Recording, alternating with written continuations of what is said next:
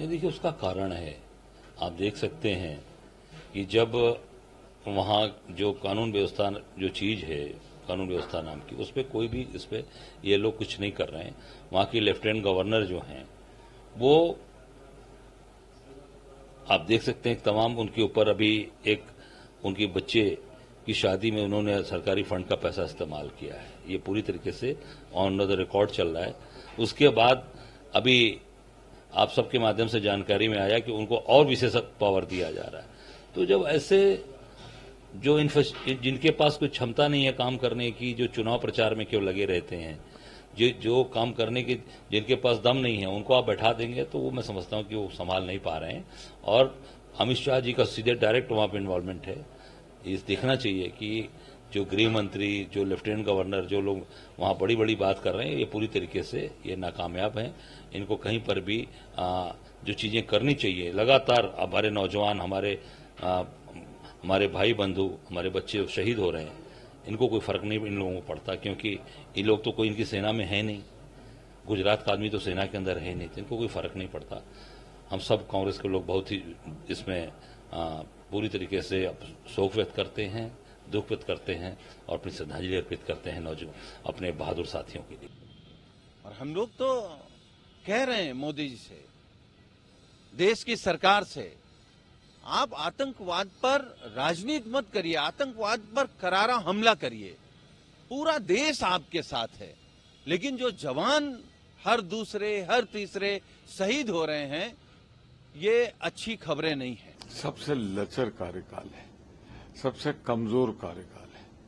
अब जुबानी जमा खर्च के अलावा कुछ बचा नहीं। मैं सबसे पहले 4 सैनिकों और एक अधिकारी, 5 जो जवान हमारे उन्होंने सर्वोच्च बलिदान दिया है, शहादत प्राप्त की, मैं उन्हें श्रद्धांजलि देता हूं।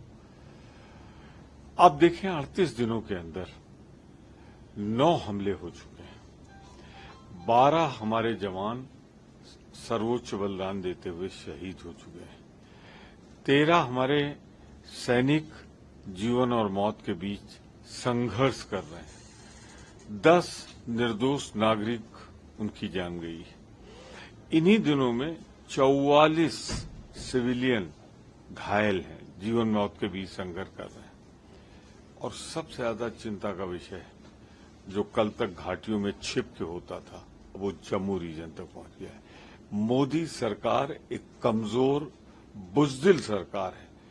थोड़ी प्रेरणा ले इंदिरा गांधी से, घूमने को इटली और सोवियत रूस से शांति की बात की फुर्सत मिली हो और देश की सुरक्षा में अपने कुछ करो। और भारतीय जनता पार्टी के बड़े बड़े नेता सिर्फ गाल बजा रहे हैं, सिर्फ कह रहे हैं कि नोटबंदी से आतंकवाद खत्म हो गया है।